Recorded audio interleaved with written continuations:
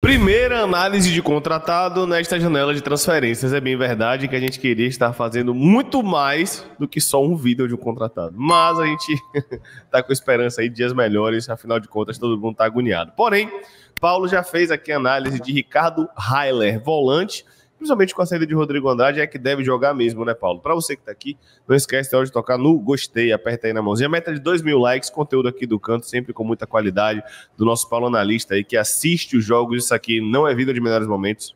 Paulo assiste os jogos, analisa a característica. Para quem tá chegando agora, análise do contratado não é para dizer se o cara é bom ou ruim.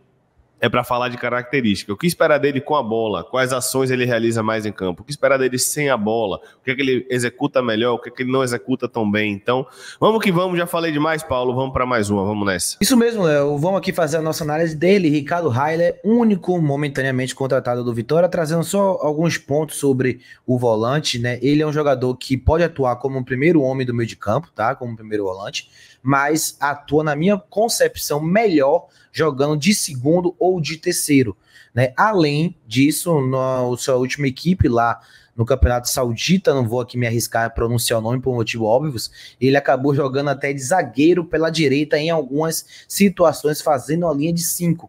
Então, antes de trazer a análise, só para trazer um pouquinho de posicionamento, do que ele pode ser útil, para a gente entender o que de fato ele pode agregar no Vitória. Primeiro vídeo que a gente vai trazer aqui, pelo amor de Deus, eu não quero iludir vocês, tá? Não tô aqui para iludir ninguém, porque vocês vão observar aí que os primeiros lances dele defensivamente é desarmando um jogador qualquer, né? Jogador comum aí, só conhecido como um tal de Cristiano Ronaldo, né? Óbvio que por ele estar no Campeonato Saudita, eu separei jogos com nível de exigência maior. Eu não ia pegar um time que briga para não cair, porque a gente sabe que o nível de intensidade e de enfrentamento é lá embaixo. Então eu peguei o Al Nassr, peguei o Al Ittihad de Benzema, Romarinho, Kanté, para ver um pouco do desempenho dele aqui. Já vou trazer algumas situações dele sem a bola, como vocês estão vendo. Essa partida ele acabou atuando ali como uma espécie de zagueiro pela direita, fazendo a linha de 5, voltando bastante. Ele é um jogador que a principal característica dele defensiva, esse lance que ele desarma Cristiano Ronaldo, fica muito evidente.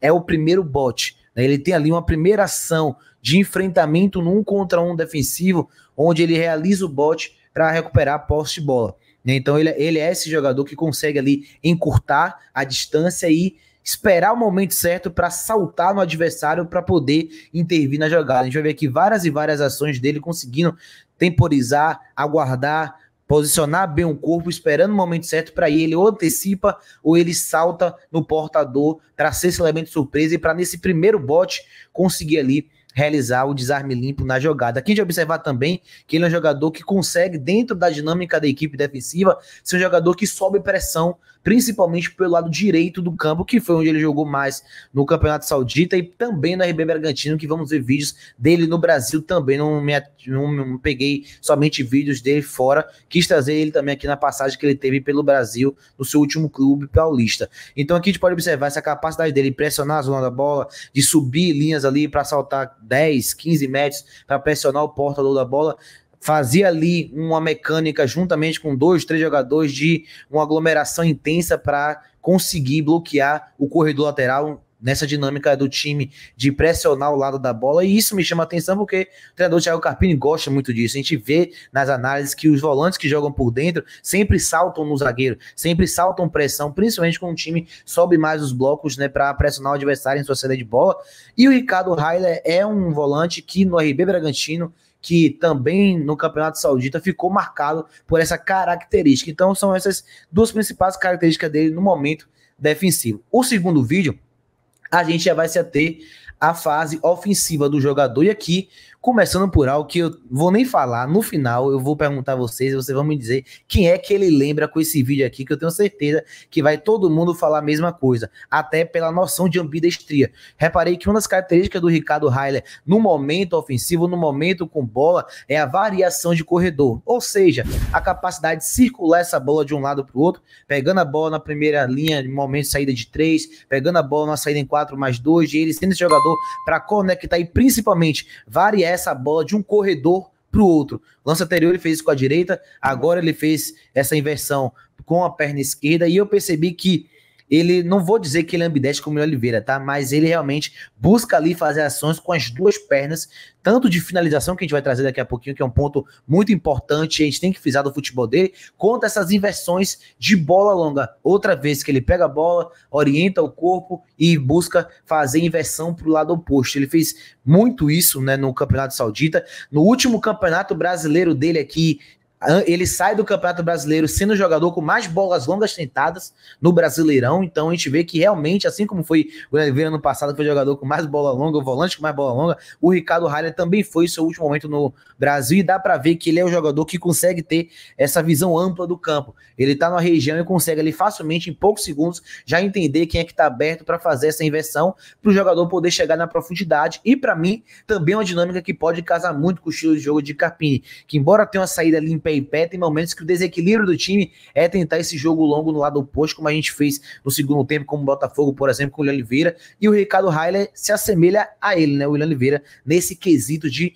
fazer inversões com a direita, com a esquerda, talvez não com tanta facilidade assim como o William Oliveira, mas realmente é algo que desequilibra muito no jogo dele, que a gente vai ver com certeza absoluta cenários, caso ele jogue um pouquinho mais recuado e tenha espaço para fazer essas inversões. O terceiro e último vídeo, ainda vamos falar sobre a organização ofensiva, sobre a fase ofensiva do jogador, e aqui eu vou trazer alguns pontos que mostram cenários de arrastes curto, de drible para conduzir para o espaço, saída da zona de pressão rapidamente para poder circular, trabalhar essa poste de bola. O Ricardo Ralho tem muito disso, até nesse aspecto aqui ele se assemelha um pouco no Oliveira com relação a passada, né, por ter uma passada muito larga. Eu acredito que ele é até mais veloz que o William Oliveira, mas a passada que eles têm assim para ganhar o espaço são até bem semelhantes, embora eu acho que o Ricardo Ralho é um pouquinho mais habilidoso para jogar em espaço curto. Você vê que ele gira, vai fora da pressão, não é um jogador assim que vai buscar muitos deles como o Dudu faz, como o Andrade fazia, mas eles têm essa cara de sair do espaço curto da pressão, conduzir a bola para o espaço, um jogo ali que muitas das vezes passa um pouco despercebido, mas que gera impacto. Agora que ele gerando ali um passe decisivo para o Claudinho, ainda na época do RB Bragantino, e um pouco dessa característica dele. Agora também a gente vai observar ele em espaço curto, gerando associações lá no time saudita. Ele tinha essa participação também de triangular pelo lado, como vocês viram nessa jogada, onde ele participa 2 vezes com triangulação pelo lado. Outra, né, forma que pode casar muito com o treinador Thiago Carpini aqui. Para mim, o diferencial dele é a infiltração na área e finalizações, tanto dentro da área como fora da área. Observe a movimentação dele para atacar as costas da última linha. No primeiro, fez o gol de cabeça. Nesse segundo, ele domina, finaliza no travessão, a bola acaba indo para fora. E vários outros lances dele fazendo a movimentação nas costas da última linha. E olha que aqui eu só assisti 7 jogos só, né? Como se não fossem mais de 10 horas de jogo, né? Mas a gente pôde aqui observar dentro dessas 7 jogos da amostragem dele, que ele é um volante que realmente pisa muito na área, e não é só pisar como a gente está vendo agora e finalizar da entrada como muitos volantes podem fazer. Ele tem uma percepção muito grande de fazer jogadas como essa, de além de pisar na entrada para finalizar, de infiltrar como um elemento surpresa. Guardadas as devidas proporções, era um pouco do que o Paulinho fazia no auge. É óbvio que o Paulinho é infinitamente superior ao Ricardo Ralho em todos os aspectos, mas é um pouco semelhante àquele que o Paulinho fazia de infiltrar, de saber o momento certo de atacar, de ser elemento de surpresa, como o Oliveira fez alguns gols. Então eu acho que pelas características defensivas e ofensivas, realmente foi uma contratação coerente. Se vai dar certo ou não, são outros 500, mas do que eu pude observar, realmente ele casa muito com as ideias de que Thiago Carpini está tentando implementar, e acredito que ele vai disputar ali com o Oliveira pela direita. Isso que eu ia perguntar, se da trinca de volantes ele disputaria primeiro pelo lado direito, apesar de jogar do lado esquerdo também, acho que ele disputaria pelo lado direito. E minha outra pergunta, Paulo, é com relação à lesão. Ele teve lesão, você sentiu ele voltando da lesão ainda sem ritmo? Como é que você percebeu isso? Muita boa pergunta, inclusive era um dos pontos que eu ia trazer, porque aqui, como ela falou muito bem, o nosso intuito não é falar somente os pontos positivos do jogador. A gente trouxe aqui as características, mas assim como eu identifico as características positivas, eu indico erros e características que faltam no jogador. E um deles que eu pude observar, ele acabou tendo uma lesão onde ele rompeu, quebrou, tem uma fissura grave no osso da perna, e isso foi em julho do ano passado, e isso acabou afetando um pouco a parte física dele.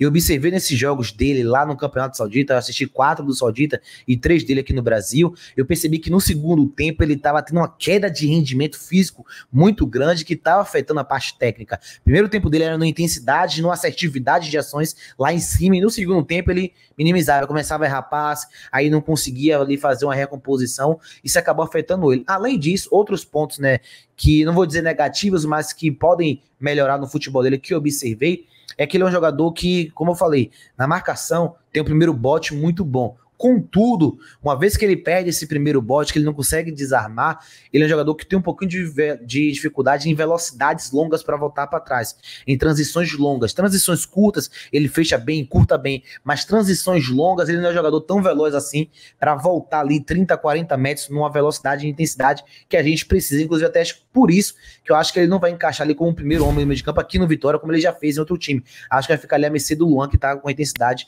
muito alta mesmo. Outro ponto é que também, assim como ele foi um jogador que estava mais tentando e também acertando bola longa aqui no Brasil antes de sair, ele também foi o jogador do Campeonato Brasileiro que mais cometeu faltas. É um jogador muito faltoso e muito por essa questão que eu falei, dessa passada longa, dessa recomposição tão longa assim, ele não conseguir ter tanta velocidade em passadas longas para correr para trás, ele acaba fazendo a falta. Quando ele é o primeiro bote, ele segura logo o jogador e isso fez ele sofrer acho que 10 cartões amarelos em 25 jogos no Campeonato Brasileiro, na última passagem dele por aqui. E além dessa parte física dele que acabou tendo esse desgaste através da lesão grave, muito séria, que ele acabou tendo no ano passado. É uma contratação que, na minha opinião, é um jogador bom. Acredito que ele pode ajudar muito na Série A, porém eu não sei como é que ele vai se apresentar fisicamente falando. A lesão que ele teve não foi uma lesão fácil, ele acabou voltando ali sentindo muito o ritmo de jogo em alguns jogos, e a gente sabe que por mais que ele enfrentasse um Al Nassr, por mais que ele enfrentasse um Al Ittihad, por mais que ele enfrentasse um Al Hilal, que são equipes com um poderio financeiro e grandes estrelas, a gente sabe que o Campeonato Brasileiro é muito competitivo, é muito pegado, é muito intenso, é muita dinâmica, é muita movimentação e muito físico. Então, eu não sei se ele suporta mais. Ele bem fisicamente, ele agregando que pode, acho que é uma contratação que pelo menos vai nos ajudar na reposição. E vem cá, para encerrar com o que você falou no começo, existe na sua visão possibilidade de, numa necessidade, ele virar o zagueiro pela direita que a gente tanto pede? Existe uma possibilidade, né? Nunca podemos descartar, principalmente com o elenco curto que a gente tem, né? Então, a todo momento tá surgindo a necessidade. Ele jogou lá no Saudita, como vocês viram naquele vídeo, pela direita ali. Era 3 zagueiros e ele era o terceiro pela direita, né? Em alguns jogos. A função que o Rodrigo fez com o RB, né? Exato, perfeito. Excelente exemplo. Exatamente o que o Rodrigo Andrade fez com o RB Bragantino. Ou seja, se ele tivesse disponível, era bem capaz dele ser aquele volante, até pela estatura, né, o jogador alto, que também tem uma força no duelo aéreo, poderia até ser ele. Então, quem sabe, né, por necessidade, embora, na minha opinião, ele rende mais ali pela direita, pisando na área. Acho que até em algum momento pode jogar ele e o William, por ter a característica ali igual, de passada larga, de pisar na área. E o Leonardo, ele é um bom jogador, só que ele não pisa na área, né? Ele pisa muito pouco na área comparado ao William Oliveira. Então, de repente, o Carpini pode querer 12 que pisam demais e que podem ali agregar, chegar na fase ofensiva. Vamos ver como é que vai ser o desenrolar da história dele aqui no Vitória. Ou seja, você traria com ressalvas por conta da lesão, questão de intensidade, readaptação, mas até segunda ordem é uma contratação que eu também gostei quando fiquei sabendo. Falando sobre contratação, ainda não temos nenhuma novidade. Qualquer novidade você encontra aqui no canto. Lembrando que quarta-feira, eu, Paulo e Victor, estaremos no bar Toca do Colossal. Chega, embolei, quase não sai. A transmissão começa às 19 horas. Nós não viajaremos, mas teremos imagens, tá? Nós teremos imagens do Castelão, aquecimento do Vitória, tudo mais. Agradecendo aqui a Luciano Casqueiro, da Rede Multi de Comunicação, vai mandar as imagens pra gente. Então, acompanha aqui no canto, porque você pode assistir a transmissão com a gente, tendo as imagens do aquecimento, dos times entrando em campo e, claro, com a nossa narração lá do Bar Toca do Colossal, Reduto, só de torcedor rubro-negro. Viu até aqui? Bote aí, Fortaleza 1, Vitória 2. Ricardo Raila estreia fazendo o gol da vitória. Já pensou? Já pensou? Aí faz o corte aqui, faz o corte. Valeu, galera. Tamo junto. Um abraço. Não esquece, toca no gostei aí, ó. E se inscrever. A gente bateu 72.100. Vamos pra 72.200 agora. Tamo junto, galera. Abraço. Fui.